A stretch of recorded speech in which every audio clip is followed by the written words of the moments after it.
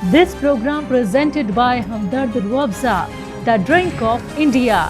खबरों की शुरुआत करते हैं। भारतीय कुश्ती महासंघ और उसके अध्यक्ष ब्रजभूषण सिंह के खिलाफ पहलवानों का धरना प्रदर्शन दूसरी बार जंतर मंतर पर जारी है। विरोध प्रदर्शन में विनेश फोगाट, साक्षी मलिक, बजरंग पूनिया शामिल हैं। इनका कहना है कि जब तक भारतीय कुश्ती महासंघ के खिलाफ जांच समिति की रिपोर्ट नहीं आती तब तक वो अपना धरना जारी रखेंगे। ये सुनने में आ रहा है हमेशा कि हम खत्म हो गए इसलिए धरना किया। हमें क्या चाहिए है, क्यों करेंगे हम सिर्फ अपनी कुश्ती को बचाने के लिए, कुश्ती को सेफ उस हाथों में ले जाने के लिए हम ये प्रोटेस्ट कर रहे हैं। और बस यही उम्मीद है कि सच्चाई की जीत होगी। हमें झूठे साबित मत करो, हम चाहते हैं कि सच्चाई की जीत हो। बताना चाहिए लेकिन अभी तक नहीं हुआ है। कम से कम हमें तो पता चले कि हम गलत थे, कौन गलत था, वो सब अंधेरे में है। सोर्सेज के हवाले से ऐसे बोला जा रहा है कि हमने कुछ भी नहीं बोला या कोई भी सबूत नहीं दिया। क्या ब्रजभूषण से एक बार भी पूछा कि आप सबूत दो कि आपने कुछ नहीं किया? उनका नार्को टेस्ट करवाया जाए, हमारा क्यों करवाया जाए? सीबीआई जांच होनी चाहिए। अगर हम झूठे हैं ना, हमारे को जो अगर ये देश बोलेगा, जो उच्च न्यायालय जो सजा देगा, हम तो रेडी हैं, लेकिन जांच तो करवाई जाए। ऐसा थोड़ी है कि वो पावरफुल है तो हमें न्याय नहीं मिलेगा। कमेटी में जितने भी लोग थे जी, वो कहीं ना कहीं पॉलिटिकली जुड़े हुए थे, फेवर चल रहा था।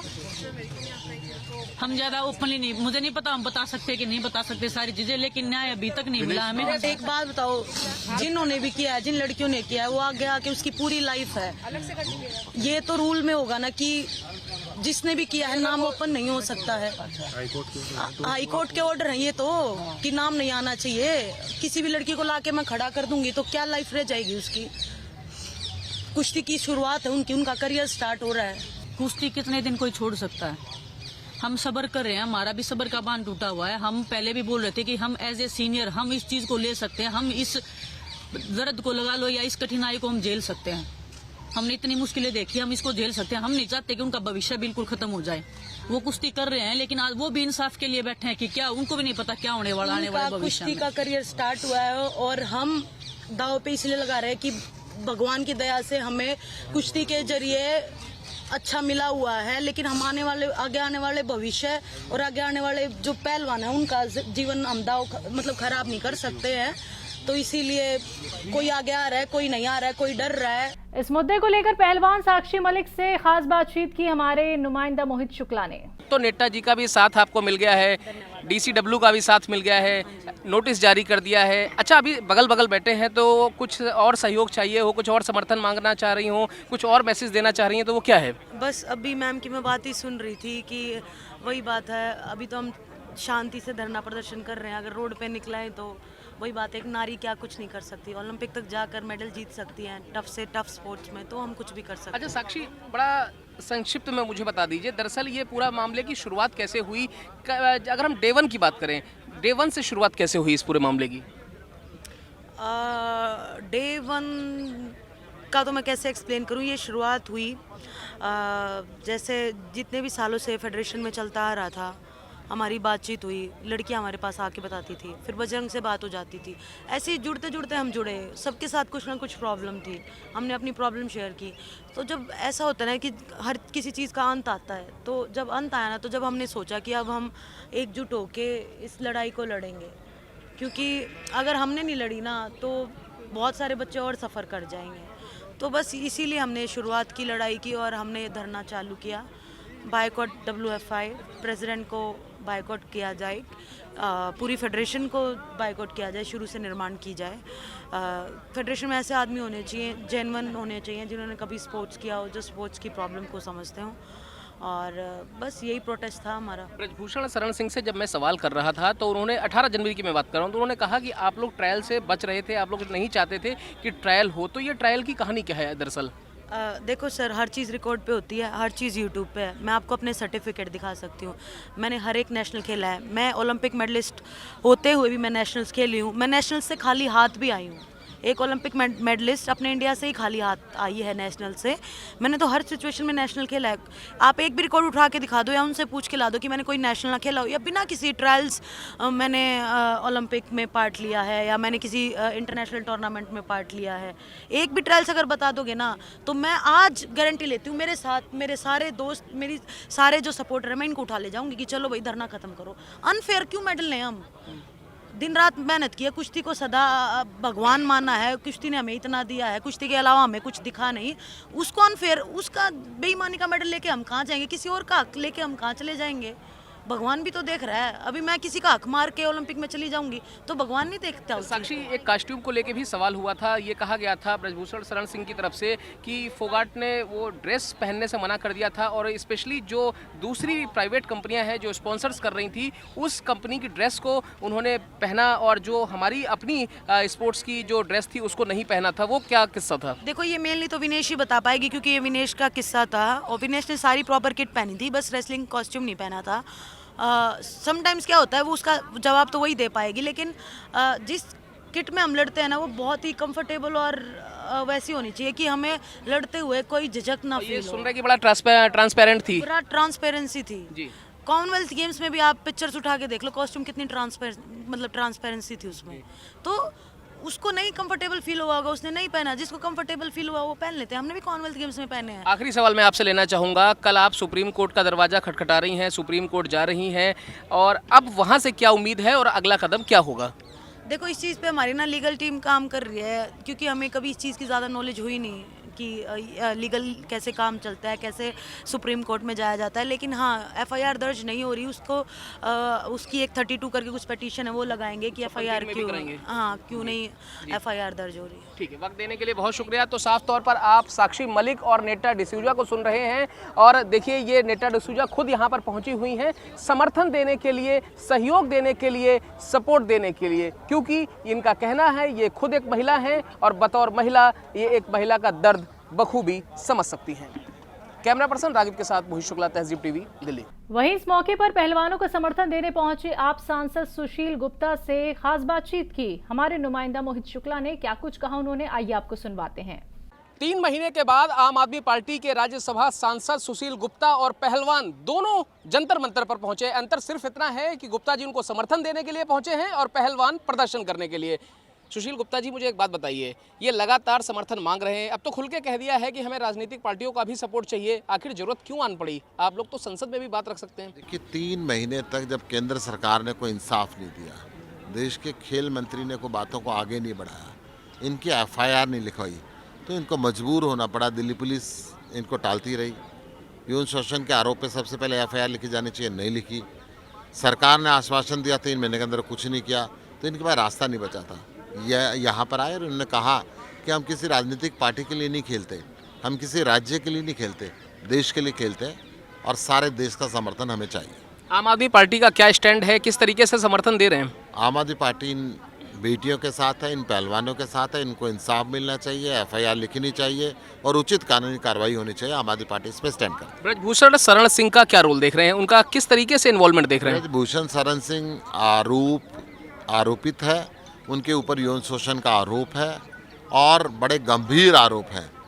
एफआईआर लिख के उसका इन्वेस्टिगेशन होना चाहिए। ठीक है, वक्त देने के लिए बहुत शुक्रिया। तो साफ तौर पर राज्यसभा सांसद सुशील गुप्ता को आप सुन रहे हैं, जिनका ये कहना है कि ब्रजभूषण शरण सिंह, ये वो नाम है जिसके खिलाफ लगातार प्रदर्शन चल रहा है, ब्रजभूषण शरण सिंह के खिलाफ एफआईआर दर्ज होनी चाहिए, मामला दर्ज होना चाहिए और इस पूरे वाकये में तत्काल कार्रवाई होनी चाहिए। कैमरा पर्सन रागिब के साथ मोहित शुक्ला, तहजीब टीवी, दिल्ली। उत्तर प्रदेश के निकाय चुनावों में प्रचार की शुरुआत करते हुए सहारनपुर में सीएम योगी आदित्यनाथ ने जनसभा को संबोधित किया, जहां उन्होंने कहा, आज अब माफिया नहीं, महोत्सव हमारी पहचान है, नो कर्फ्यू नो दंगा, यूपी में सब चंगा। और क्या कुछ कहा योगी आदित्यनाथ ने, सुनिए।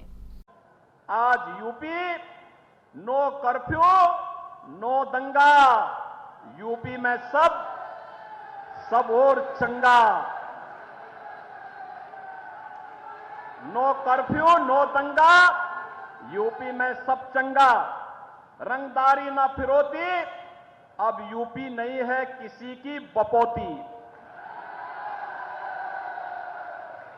माफिया अपराधी हो गए अतीत, सुरक्षा खुशहाली रोजगार का अब बना है प्रतीक। और इसलिए भाइयों बहनों, अब उत्तर प्रदेश कर्फ्यू नहीं, कावड़ यात्रा की तैयारी के लिए उत्साह के साथ आगे बढ़ता है।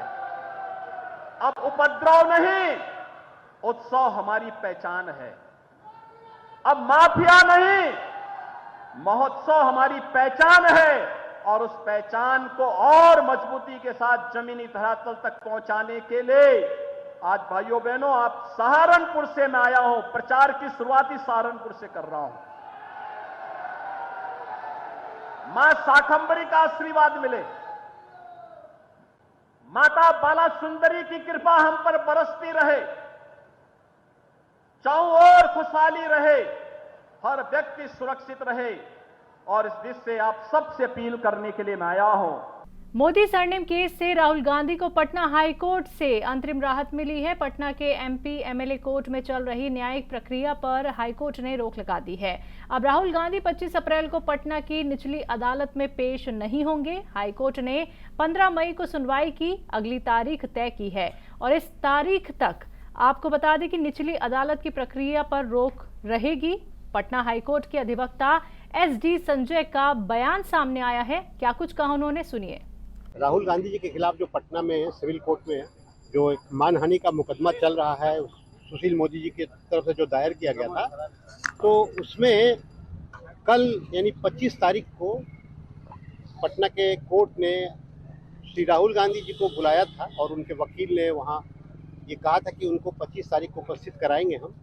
लेकिन उसके बाद उन्होंने एक पिटीशन फाइल किया हाई कोर्ट में कि अब एक नया फैसला चूँकि सूरत कोर्ट का आ गया है, जिसमें कि राहुल गांधी जी को उसी अपराध के लिए सजा हो गई है, यानी कि मानहानि के लिए ही उनके खिलाफ एक गुजरात के एमएलए ने जो वहाँ मुकदमा दायर किया था गुजरात में, सूरत में, उस केस में उनको बाकायदा ट्रायल करके और उनको सजा दे दी गई है।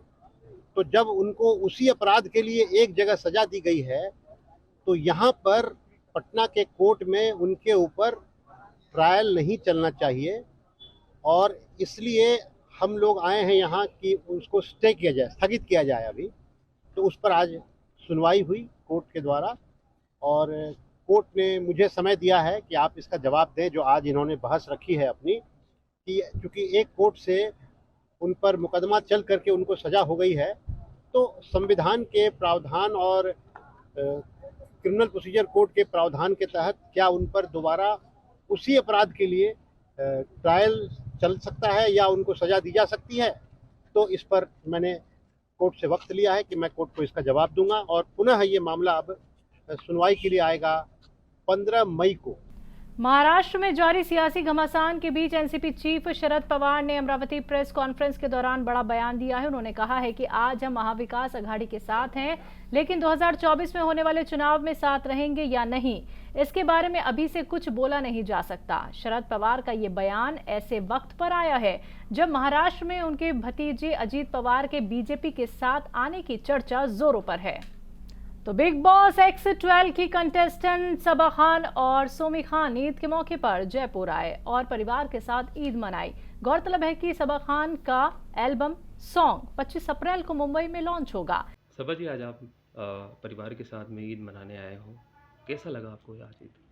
मुझे बहुत ज़्यादा अच्छा लगा बिकॉज़ मैं मुंबई में रहती हूँ मेरी सिस्टर के साथ और फैमिली को बहुत मिस करती हूँ। और ईद हमारे लिए बहुत बड़ा, इनफैक्ट सबके लिए बहुत बड़ा फेस्टिवल होता है। सो हम बचपन से साथ में ईद मनाते हैं। मेरे पास इस बार बहुत ज़्यादा काम था, इस वजह से शायद मुझे लगा था कि मैं नहीं आ पाऊँगी, लेकिन फाइनली मैंने टाइम निकल गया और मैं यहाँ पे आई हूँ और मुझे बहुत अच्छा लग रहा है फैमिली के साथ।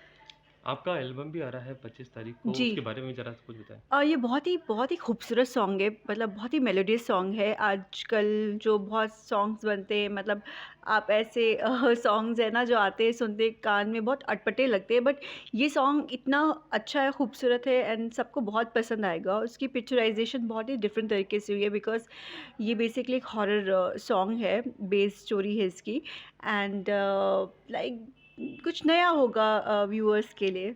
आने वाले समय में और कौन कौन से प्रोजेक्ट हैं आने वाले टाइम पे देखिए सीरियल का है एंड वेब सीरीज़ है और सॉन्ग्स हैं, तो जैसे जैसे कॉन्फर्मेशन आएगी तो मैं करती रहती हूँ काम, बिग सबको बॉस पता 12 से चलता आपको है। एक पहचान अच्छी मिली। जी, बिग बॉस से बाहर आने के बाद आपको कौन से बड़ा प्रोजेक्ट मिला और बिग बॉस के आने के बाद मुझे बिकॉज़ मैं इस इंडस्ट्री से नहीं थी, तो मुझे एक बहुत बड़ा टीवी शो मिला जिसमें मैंने एक माइथोलॉजिकल शो था। मेरे लिए बहुत टफ़ था वो करना, क्योंकि मैंने पहले एक्टिंग की कोर्स वगैरह नहीं किया था।